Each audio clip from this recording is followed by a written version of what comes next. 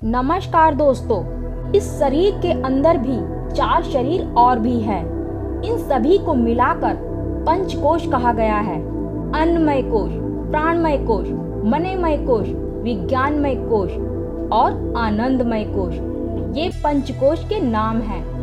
तो आपके अंदर जो छुपा ईश्वर है उसे पाने के लिए सबसे पहले उन 5 कोशों को पार करना होगा, यानी कि 5 कोशों का मतलब ज्ञान प्राप्त करना होगा।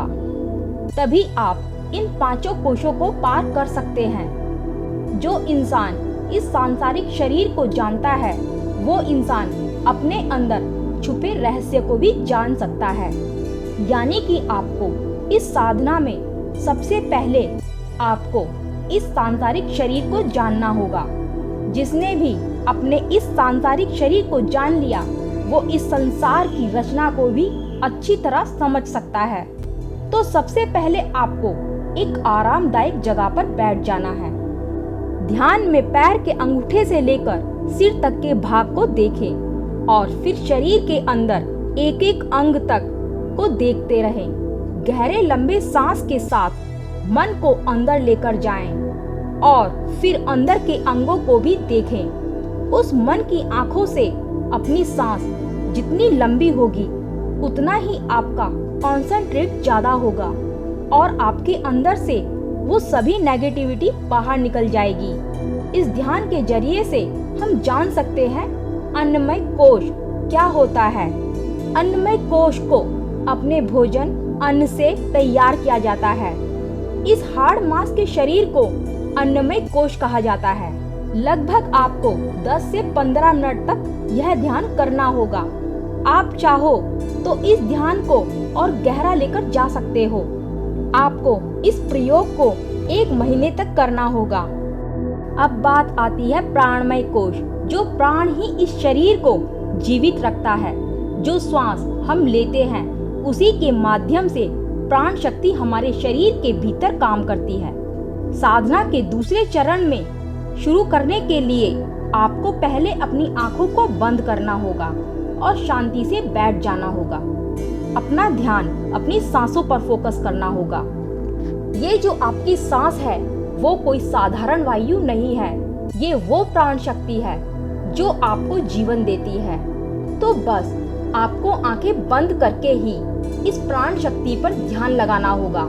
बस अपनी आने जाने की सांसों को देखते रहना होगा।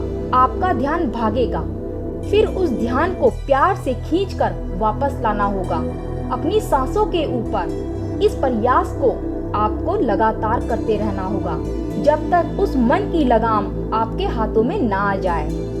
सांसारिक शरीर पर ध्यान लगाने से केवल आपको सांसारिक शरीर की जानकारी मिलेगी, लेकिन जब आपका ध्यान आपके प्राणमय कोश पर लगता है तो आपको कुछ सूक्ष्म रहस्य पता लगते हैं, क्योंकि आपकी सांसों का संबंध सीधा आपके मन से है। यदि कोई अनुभव ना हो तो अपने समय को बढ़ाते जाओ। अब आता है मनोमय कोश, जो आपको सीधा मन तक लेकर जाता है। मन ही है जो आपका मनोमय कोश है, जिसे देखा नहीं जा सकता, जिसका कोई प्रमाण नहीं है, लेकिन इतना तो सब लोग जानते हैं, मन जैसा कुछ तो है। तो ये कुछ ही आपका तीसरा शरीर है, जो कुछ ना होकर भी बहुत कुछ है। मन के पार निकलने के लिए सबसे पहले मन के विचारों का रुकना बहुत जरूरी है। जिस समय आपके मन में कोई भी विचार नहीं होंगे तब मन आपका बहुत शांत होगा। मन का शांत होने का मतलब मन का ना होना है। मन है तब तक आपके अंदर विचार चालू हैं। जब आपके अंदर कोई विचार ही नहीं रहेंगे तो मन भी नहीं रहेगा। जैसे ही आपको ये अवस्था प्राप्त होती है तो आप अपने मन के भी पार निकल जाते हैं। मन को हम जबरदस्ती नहीं रोक सकते हैं, उसके साथ हम कोई भी जबरदस्ती कर ही नहीं सकते हैं। बस आपको अपने मन के विचारों को देखते रहना है। ये विचार अपने आप ही रुक जाएंगे। बस अपनी सांसों पर आपको फोकस करना होगा, ध्यान लगाना होगा अपनी सांस पर। मन जो भी करना चाहे उसे करने दो। आपका मन अपने आप ही शांत होता चला जाएगा। उसे हम जबरदस्ती नहीं रोक सकते हैं। अब आता है ज्ञानमय कोश। अब आपका जो ज्ञान है, इस ज्ञानमय कोश का इशारा उसी तरफ है।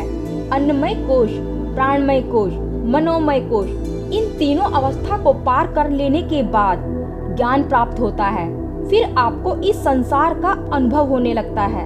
लेकिन कई लोग इसमें ही फंस कर रह जाते हैं, क्योंकि साधक के यहाँ तक आ जाने के बाद उसके अंदर घमंड, अहंकार जैसी चीजें पैदा होने लगती है। लेकिन अगर आपने कुछ करने के लिए ठाना है तो आपको इससे आगे बढ़ना होगा, अपने 5वें कोश की तरफ, जो आनंदमय कोश है। ये वो अवस्था है जब साधक मग्न हो जाता है, ना सुख परेशान करता है और ना ही दुख दुखी करता है। सभी सुखों और दुखों के पार परमानंद है, जिसे हम शब्दों में भी बयान नहीं कर सकते हैं। उस अवस्था और अनुभव के शब्द ही नहीं है। 5वें कोश के बाद साधक का पूरे तरीके से मिट जाना होता है, मतलब खुद परमात्मा में मिलकर परमात्मा ही बन जाता है। ऐसे ही साधक को बोलते हैं परमहंस, कि उसने अपना परमहंस पद प्राप्त कर लिया। दोस्तों, वीडियो कैसी लगी कमेंट करके जरूर बताना और वीडियो को लाइक कर देना। मिलते हैं अगली वीडियो में, तब तक के लिए नमस्कार।